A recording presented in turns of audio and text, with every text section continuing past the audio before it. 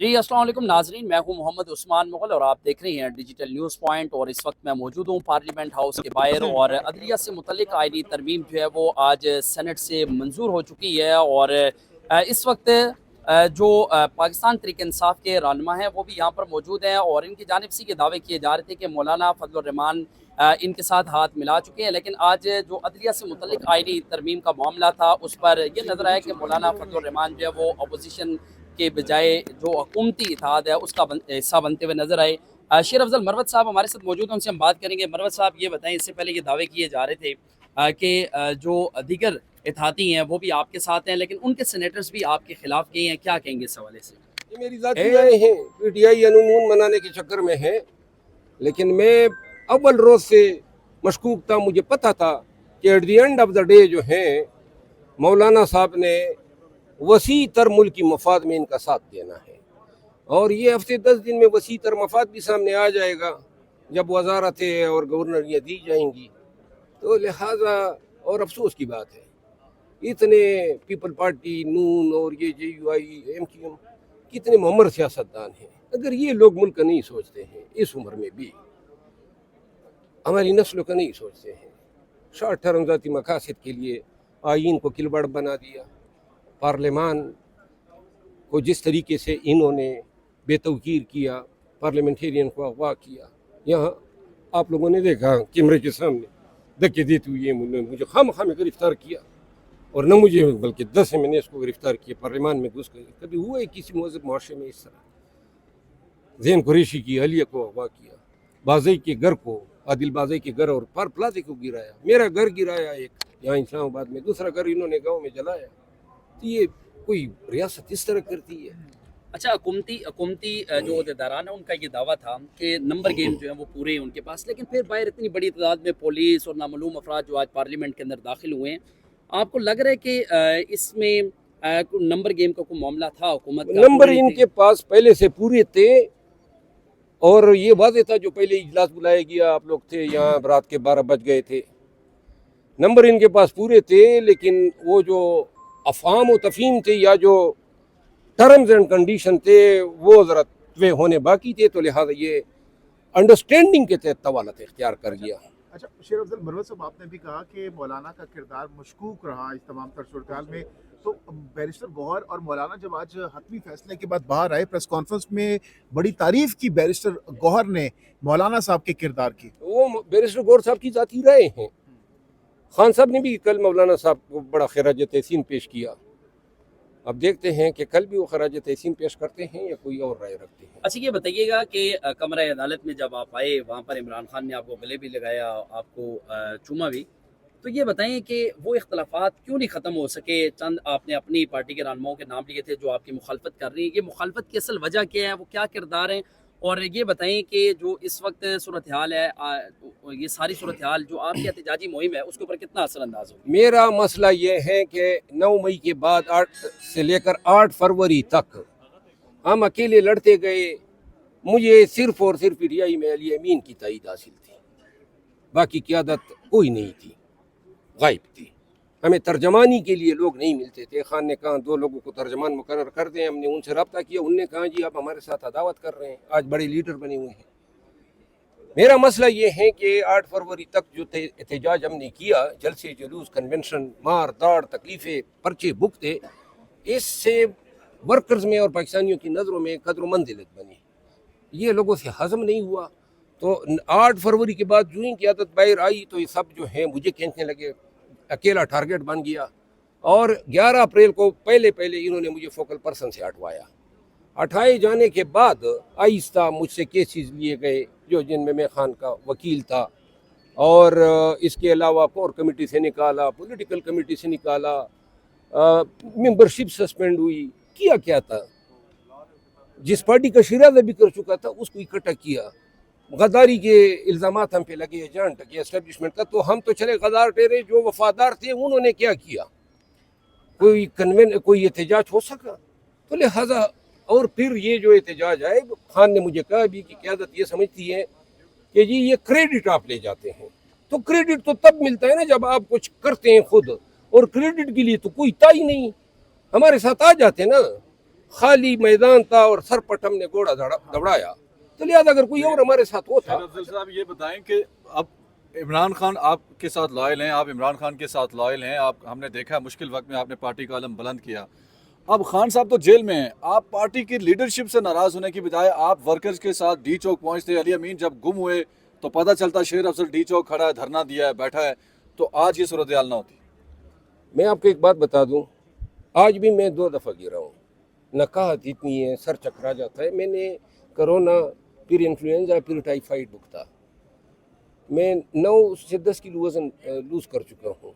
मैं तो एहतजाजों के पीछे मीरपुर खास तक गया हूँ। तो ये इधर डी चौक न जाता, लेकिन अगर वहाँ मैं गिर जाता तो लोग कहते ड्रामा कर रहे हैं। न मैं भाग सकता था, न मैं लड़ सकता था, न मैं कोई एहतजाज की पोजीशन में था। आज भी मैं इस काबिल नहीं हूँ। शायद मुझे मज़ीद कोई हफ्ता 10 दिन लगे एनर्जी लेने के लिए। और अभी मेरे कुछ और टेस्ट हुए। सबसे अहम जो मसला है वो जिगर का है, लीवर का है। तो लिहाजा मैं तो चाहता था कि एहतजाज हुए। और दूसरी बात मैं आपको बता दूँ कि ये जो एहतजाज हुए, इन तमाम एहतजाजों में किसी ने न मुझे कॉल किया, न बीमारी के दौरान किसी ने पूछा, न किसी ने बुलाया, न किसी ने कहा डी चौक में धरना है। कसदन ये एक चीज़ थी कि मैं ज़रा साइड पे रहूं। तो लिहाजा ये एहतजाज है, एक वॉलंटरी काम होता है। और मैं क्या मांग रहा हूँ, मैं ये मांग रहा हूँ ना कि एहतजाज मेरा काम है, मुझे सौंपो। और अगर नहीं सौंपते हैं इस तरह के एहतजाजों का, मैं इस आइंदा नहीं बनूंगा। अच्छा सर, शेर क़यादत में से कौन ऐसा है जो आपको लगता क़यादत है कि वो के- बहुत ज्यादा आपके खिलाफ है और आपको भाई मौका मेरे नहीं दे रहा? खिलाफ हो, देखिए मेरी कोई ज़ाती अदावत तो किसी से नहीं है। लोगों ने उमर अयूब खान के हवाले से मेरे खिलाफ किया। आज मैं अभी उमर अयूब खान को डिफेंड कर रहा हूँ। मैं अभी भी उसके चैम्बर से आया हूँ। उसके साथ क्या मेरा इख्तिलाफ हो सकता है दूसरे किसी के साथ? मैंने तो किसी का रास्ता काटा ही नहीं है, ना मेरा उन किसी के साथ डिस्प्यूट बनता है। सिर्फ ये था, मैंने कहा, वो कहते हैं ना न छेड़ मलंगानो, हम तो ये कहते हैं छोड़ो भाई, हमने किसी के साथ क्या करना है। लेकिन मेरी टांगे खींची जाती थी। अभी भी ऑफिशियल मीडिया जो है आज तक मेरे खिलाफ इस्तेमाल हुआ। अच्छा। तो लिहाजा और स्टेक्स मेरे नहीं है। ऐसा बंदा तो नहीं हूं ना कि मैं कोई मुझे खामोश करा सके। देखा ना जिस वक्त जिन्होंने कहा जी हमने टर्मिनेट कर दिया, सस्पेंड कर दिया, तो मेरा रद्द अमल आपके सामने था।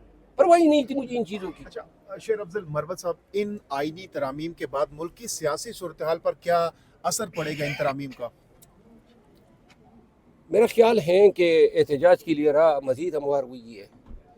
सियासत मज़ीद जो है अदावतों का, गर्मी का और इंतकाम का निशाना बनेगी।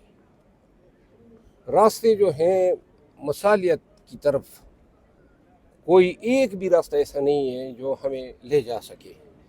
क्योंकि आज जो ये तरामीम हुई हैं, ये सियासतदानों ने अपने लिए तो नहीं की है, अवाम के लिए तो नहीं की है। पाकिस्तान की अदलिया पे कारी ज़रब। यानी मरवत साहब, इन तरामीम के बाद आपके ख्याल में खान साहब की रिहाई दूर दूर तक अब नजर नहीं आ रही? अदलिया जो है मजीद सरनगू होगी। सुप्रीम कोर्ट यानी एक अदालत के अंदर दूसरी अदालत बना दी, आपस में चपकलश होगी। ये अभी चंद दिनों की बात है ना। अच्छा। वकला तहरीक देख रहे हैं आप? कोई तहरीक नहीं है। वकला तहरीक अगर होनी थी तो जब ये पाकिस्तानियों का 2 साल हशर किया तो वकला उठ जाते ना। अपने तहसीलों में ये नहीं उठे, जहाँ ये जिनके घरों पे गैर कानूनी छापे होते, अगर उनके साथ खड़े हो जाते। मैं नहीं देख रहा हूँ कि वकला तहरीक जो है, जब ज़रूरत थी पाकिस्तान को सबसे ज़्यादा ऐसी तहरीकों की, तो सिविल सोसाइटी भी नाकाम हुई। एक इंसानी हकूक़ के इदारे जो हैं किधर हैं? कभी आपने सुना ये जो हो रहा है पाकिस्तानियों के साथ? कोई आवाज़, इंटरनेशनल कम्युनिटी भी खामोश है। वही हो रहा है जो फ़लस्तीन में हो रहा है। सिविल सोसाइटी खामोश और अदालतों ने सबसे ज़्यादा। ये देखो अलीमा खानम को जो गिरफ्तार किया, उसकी बहन समेत, तो आपको कैमरे में नजर आ रहा है ना, बेचारी अपने भाई या पाकिस्तान के लीडर के लिए, एहतजाज के लिए निहत्ते खड़े हैं। उम्र उसकी देखें जनाब अली, अब दहशतगर्दी का दफ़ा उन पर लागू कर दिया है और रिमांड पे रिमांड है। तो लिहाजा कैसी अदालतें हैं? ये बताएं कि ये जो प्रेसिडेंट अब सेट किया जा रहा है कि जो नए चीफ जस्टिस होंगे उनका तकर्रुर अब से पार्लिमानी कमेटियाँ करेंगी, और पार्लिमानी कमेटी ज़ाहिर बात है, पार्लियामेंट तो अरकान जो हैं जिधर रावलपिंडी उनको कहता है उधर जाते हैं। तो रावलपिंडी अगर वज़ीर आज़म का इंतखाब अपनी मर्ज़ी से करा सकता तो इसका मतलब चीफ जस्टिस भी अब से रावलपिंडी का ही होगा। वैसे तारीखी तौर पर तो چیف جسٹس ہمیشہ سے راولپنڈی کا رہا ہے، تاریخی یا تاریخی؟ تاریخی طور لیکن وہ تو سینیارٹی بیس پہ خود سنو بتا نا، رہے تھے نا. نہیں سینیورٹی بیس پہ یہ 18ویں آئینی ترمیم کے بعد قانون بنا، اس سے پہلے تو یہ بھی ڈسپیوٹ پہ رہے نا، متنازع رہے. لیکن سب سے اہم بات یہ ہے نا کہ جس ملک جس دھرتی پہ انصاف مفقود ہو، لوگ گرفتار ہوتے ہیں، ہمارا باور جو تھا، ہمارا یقین جو تھا، وہ تھی عدالتیں، اور ان عدالتوں نے عین اسی وقت ہمیں مایوس کیا جب سب سے زیادہ پاکستانیوں کو ضرورت تھی. یہ بنیادی حقوق کا چیپٹر کیا کہتا ہے؟ 34 دفعہ شہریار افریدی جو ہیں رہا ہوا، گرفتار ہوا. علی محمد خان کی مثال آپ کے سامنے ہے. علی امین کو گرفتار کیا گیا، صوبہ صوبہ پھرایا گیا، اس کے ٹانگوں کے ناخن کھینچے گئے، اس کے بال کاٹے گئے، اس کے 36 گھنٹے اس کو گردن سے ہاتھ باندھ کے اور گردن کو پاؤں سے باندھ کے سندھ ٹریول کرایا گیا. زین قریشی کی بیگم کو کس انداز میں اٹھایا گیا؟ آپ کو علم بھی ہے کہ بچوں کو مارا جاتا تھا، ان کی ویڈیو لائیو کر کے ان کی ماں کو دکھائی جاتی تھی کہ جی ایم این ایز آپ کو کہیں. یہ جو 11 M N As, 9 M N A اور 2 سینیٹر جو ان کو پیارے ہو چکے ہیں، وہ میجارٹی یہ لالچ میں گئے ہیں. اور پاکستان تحریک انصاف کو چاہیے کہ ان کے نام تشت ازبام کریں، بتا دے قوم کو کہ یہ وہ مکروہ چہرے ہیں جنہوں نے عین پارٹی کی پیٹھ میں چھرا گھونپا جب ان کا پورے وثوق، پورے یقین اور استقامت کے ساتھ خان کے ساتھ کڑا ہونے کا وقت تھا. اچھا یہ بتائیے گا کہ عدلیہ سے متعلق آئینی ترمیم کا جو معاملہ ہے، ملٹری ٹرائل ہو سکتا ہے، اگر ملٹری ٹرائل ہوتا ہے تو پی ٹی آئی کیا جی ایچ کیو کے سامنے احتجاج کرنے جائے گی؟ ہر روز ہم سنتے ہیں اور کہتے ہیں کہ اتنا گر گئے ہیں، اتنا گر گئے ہیں، لیکن یہ جو لوز ہے نا، یہ گراوٹ، یہ ہر آئے دن کے ساتھ نئے ریکارڈ بناتی جاتی ہے. تو اب یہ آپ کی بات، پہلے تو ہم ایسا کرتے تھے عمران خان اور ملٹری ٹریبیونل، لیکن اب کوئی چیز بعید نہیں ہے، کوئی چیز بعید نہیں ہے. یہ جو چاہیں، کیونکہ مطلق العنانیت ہے، سول مارشل لا ہے، کوئی بنیادی حقوق نہیں ہے.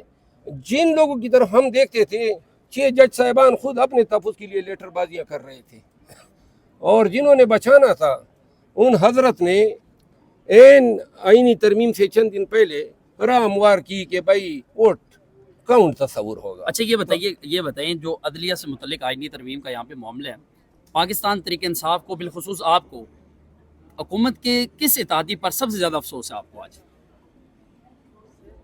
حکومت کے جو اتحادی ہیں، جو آپ سے بھی وعدے کر رہے تھے اور حکومت کے ساتھ بھی تھے، اور عین وقت پر انہوں نے حکومت کے ساتھ ہاتھ ملا لیا، سب سے زیادہ کس پر افسوس ہے آپ کو؟